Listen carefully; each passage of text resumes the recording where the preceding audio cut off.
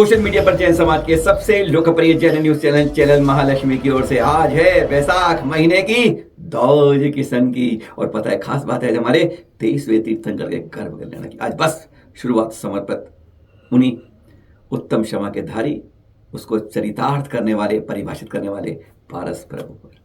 पहले ये दिखा रहे हैं आपको, ये दृश्य दिख रहे हैं पारसनाथ टोकतो से दर्शन करने कहीं गए होंगे आप लोग, देख रहे हैं ये स्वर्णभद्रकूट। कहते हैं एक बार जो दर्शन कर लेता है गदगद हो जाता है। कहते हैं नरक तिर्यज गंध का बंद होता ही नहीं, पर बशर्ते पहले ना हुआ हो। ये मत सोचना पहले तो कर्म ऐसे कर रही है आयु बंद हो गया फिर सोचे यहाँ के धुल जाएगा, नहीं।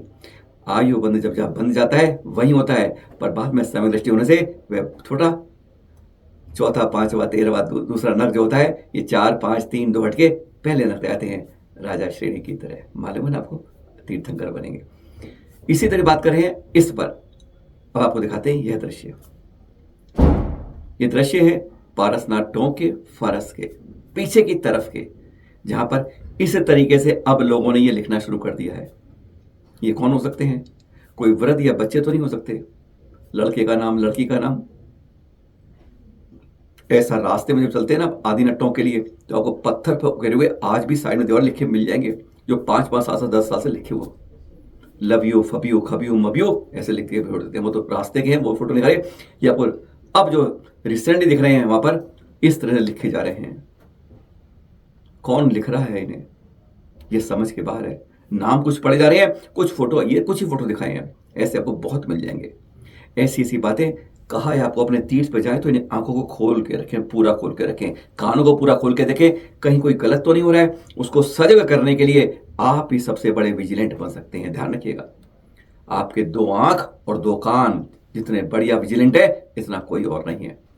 इस तरीके से जो हमारी टोंकों पर हो रहा है ये कोई जैन भाई कर रहे हैं अजैन भाई कर रहे हैं यह पता कर लीजिए, पर वहां हो कैसे रहा है ये हमें शर्मसार कर रहा है। हमारे तीर्थों के ऊपर इस तरीके से करना बिल्कुल बेहद शर्म की बात है, गलत बात है और यह स्वीकार्य नहीं होनी चाहिए। इस पर रोक लेनी चाहिए। जो वहां पर कर्मचारी सुरक्षित गार्ड होते हैं उनको इस पर तत्काल रूप से कार्रवाई, ये नहीं कि आगे खड़े हैं डंडा लेकर गेट पर खड़े होते हैं, नहीं, पीछे भी जिम्मेदारी करनी होगी। क्योंकि पीछे के लोग जाते हैं लटक कर फोटोशूट कर रहे होते हैं, वो रेलिंग पीछे की कमजोर है, ध्यान रखिएगा।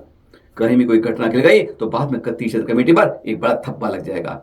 इसलिए पीछे जाकर क्या हो रहा है इस बारे में उन चौकीदारियों को, उनको सुरक्षा प्रहरियों को इसकी जिम्मेदारी संभालनी होगी कि आगे कुछ नहीं पीछे क्या हो रहा है वह भी देखें। नहीं तो इस तरीके से जो करा जा रहा है ये बिल्कुल सही नहीं है। हाँ, क्या कहा आपसे आज हमने? पारसनाथ भगवान का 23वें तीर्थंकर आज है गर्भ कल्याण। आज ही के दिन काशी के महाराजा थे जब राजा विश्व अश्वसेन, पर ध्यान रखिए अश्वसेन नहीं बोलना है। जो आप पढ़ते ना तुमसे लागी लगन में, अश्वसेन के राज दुलारे बामा देवी के प्राणों प्यारे, नहीं, अश्वसेन नहीं है। आचार्य विद्या बार बार कहते हैं एक जगह त्रुटि हो गई तो आप उसी को बोलते रहते हैं। यह नाम है विश्वसेन, विश्व के राजा। उनकी महारानी वामा देवी के घर में आज ही के दिन आते हैं हमारे 23वें तीर्थंकर जिन बालक के रूप में स्वर्ग से। और उस दिन से 6 माह पहले ही कुबेर रत्नों की वृष्टि करते। ये आम जानने वाली बात है, पर आज अफसोस इस बात का है कि यह जो मालूम है आपको, ये जो चल रहा है ना वर्ष 2550वां निर्वाण महोत्सव महावीर स्वामी का, बस ये रट्टा है हमने। लेकिन हम इससे पहले हम कहते हैं प्रधानमंत्री हमारा 2650 बोलते हैं। अरे हम कहाँ बोल रहे हैं, हम कहाँ पहचान कर रहे हैं? कभी अपने गिरिबान में हम झांक कर देखते हैं कि यह वाला वर्ष मालूम आपको, ये 29वां पारस प्रभु का जन्म कल्याणक महोत्सव वर्ष है। लेकिन कहीं कोई आवाज जैन समाज में हो ही नहीं रही। 2800 का निर्वाण महोत्सव है, नहीं, हमें तो 2500 बहुत अच्छा लगता है, उससे आगे बढ़ना ही नहीं चाहते जैन समाज को। आज हमारी तकलीफ ये है, ऊपर से लेके नीचे तक, कमेटी से लेके श्रावक तक, श्रेष्ठी से लेके दानवीर तक, पंच कल्याणकों की मरुभूमि से लेकर नए नए तीर्थ बनाने वालों तक, कहीं से कोई आवाज नहीं उठती है। जब ऐसे दिनों के अंदर हम 2550 निर्वाण महोत्सव की बस हमारी मंजिल वहीं खत्म हो जाती है। जबकि हकीकत में इससे बड़ी बात आज ये है कि हमारा 29वां पारस प्रभु का जन्म कल्याणक महोत्सव वर्ष चल रहा है, पर इसके बारे में कोई कुछ नहीं बोलता है। बहुत ही ज्यादा तकलीफ होती है जब हम कहते हैं सरकार ने हमारे G20 में 2650 साल का जगह दिखा दिया। अरे हम ही नहीं बोलते कि 29वां हमारे पारस प्रभु का जन्म कल्याण दिवस है, महोत्सव वर्ष है, 2800 का निर्वाण महोत्सव वर्ष है। जब हम ही नहीं बोलते हैं तो दूसरे से कोई अपेक्षा कर सकते हैं आप? लगती है बात जब हमारे जैन समाज के अंदर इतना सोया हुआ होता है। वैसे हम बहुत कुछ दावे करते हैं, नए नए पंचारण करते हैं, नए नए प्रस्तावित करते हैं, पर अपनी प्राचीन लकीर को छोटा करके नई लकीर जोड़ने की कोशिश करते हैं। नहीं समझ पाते। अरे जब अपनी इतिहास संस्कृति छोड़ा कर लोगे तो वही 20वीं की सदी में सिमट जाएगी, आगे नहीं रह पाएगी। अभी तो 2550 बोल रहे हैं, आगे का 2 हटा के फिर 550, फिर 50 ही रह जाओगे। अगर अपने पुराने इतिहास को, पुराने तीर्थंकरों के, उनके जिनके गिनती कर सकते हो कम से कम उनके तो हम याद रखें। ये हम पूरे जैन समाज से कहना चाह रहे हैं, किसी एक व्यक्ति से नहीं, एक किसी संस्था से नहीं, एक किसी संघ से नहीं, हम पूरे ऊपर से लेके नीचे तक सभी से है। अरे जरा जोर शोर से मनाओ इस 29वें मार्च के जन्म कल्याण को और 28वें के निर्वाण महोत्सव वर्ष। ये तस्वीर है टीकमगढ़ के जिला अस्पताल से। जी हाँ, चोट लगी इनको, वैसे नेतागिरी कर रहे हैं अमिताभ जैन और उनके भाई अनुपम जैन। इनको रविवार को टीकमगढ़ आए थे एमपी के मुख्यमंत्री, और फिर उनके कार्यकाल में ही वहां के पूर्व पार्षद गिन्नी यादव पर जो आरोप लगाया उनके भतीजे पर कि उन्होंने इनकी पत्नी से अभद्रता की, शिकायत कर दी कोतवाली थाने में।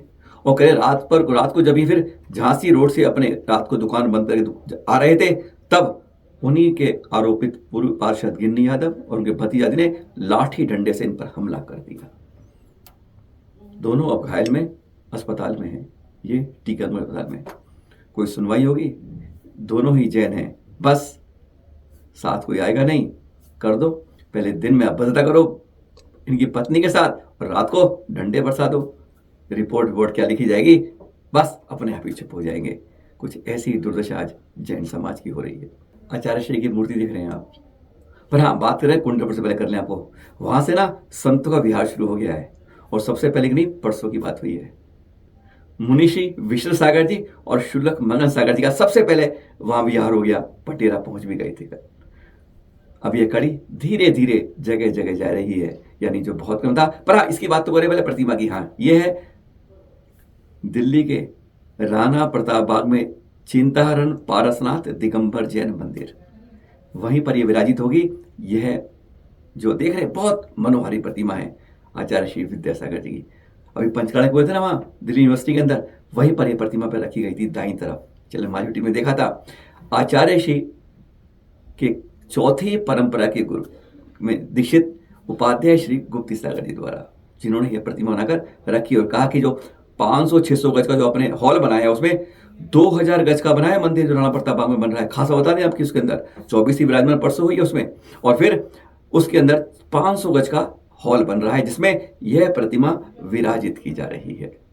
और खास बात यह है, उपाध्याय श्री ने कह दिया है कि 500 गज जगह और लो साथ में, और उसके बारे में शुरुआत भी करती है ना। अच्छी प्रतिमा ये राजस्थान के मुख्यमंत्री देख रहे हैं आप, ये दर्शन करने आए हैं नाकोटा तीर्थ पर पारस प्रभु के। परसों के दृश्य हैं, देख भक्ति से आरती कर रहे थे। बिल्कुल आजकल ना जगह जगह नेतागण तीर्थों पर, संतों पर आशीर्वाद लेने जा रहे हैं, और कल पहुंचे थे आचार्य श्री सुनील सागर जी के पास।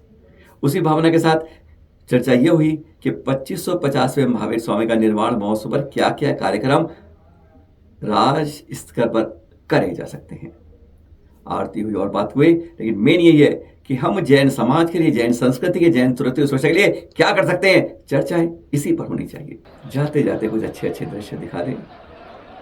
पिछले 50 माह के अंदर श्रवण बेलगोल में भगवान बाहुबली का यह रथोत्सव कितने जोशा से कहते हैं सबसे विशालतम पिछले 50 माह का यह रथोत्सव आप देख रहे हैं शोभा यात्रा पे। आचार्य जी प्रसन्न सागर जी पहुंचे वहां पर उपाध्याय पीयूष सागर के साथ में उनके भगवानी में। कहते हैं जहाँ जहाँ आचार्य प्रसन्न सागर बोलते हैं कुछ ना कुछ, अभी पिछले उद्भव में, उससे पहले शिखर जी में अनेक इस तरह की कार्यक्रम करते हैं जो सबको जोड़ता है अपनी संस्कृति से, अपने वैभव से, जैन धर्म से। क्योंकि इस तरह के कार्य जब होते हैं तभी हम इकट्ठे हो पाते हैं, अपनी पहचान बना पाते हैं। क्योंकि लगता है कि हाँ हमारे में भी कुछ बल इकट्ठा हो गए, क्योंकि संगठन है तो बल है। Unity has always the strength. यहाँ पर देख रहे हैं उन्हीं के सानिध्य में यह निकला बटारक थे कहीं यहाँ पर। और इस तरह से एक बात इसमें अभी समझ नहीं आई कि हम क्यों नहीं अपने राष्ट्रीय ध्वज को अपनाते हैं। जगह देख रहे हैं आप, यहाँ पे झंडा कुछ अलग रंग के हैं, कह रहे हैं पहले भी ऐसे लगते थे, पर हम क्यों नहीं, जब हमारी एक पहचान बन जाती है तो उस पहचान को एक रूप से पूरे देश के अंदर रखते हैं। दूर से पता चले राष्ट्रीय ध्वज इस तरह है, इस तरह ये जैन ध्वज है। हमें कुछ इस तरह के काम करने चाहिए जहाँ से हमारी एकता का परिचय रहे। कहीं अलग तरह के होते हैं, कहीं तरह हमारे झंडे को भी पहले एक मत नहीं थे। अब आचार्य श्री विद्यानी मीणा ने उस पर एक मत के राष्ट्रीय ध्वज की पहचान करी अपने, उसी तरह जैन ध्वज की पहचान कीजिए।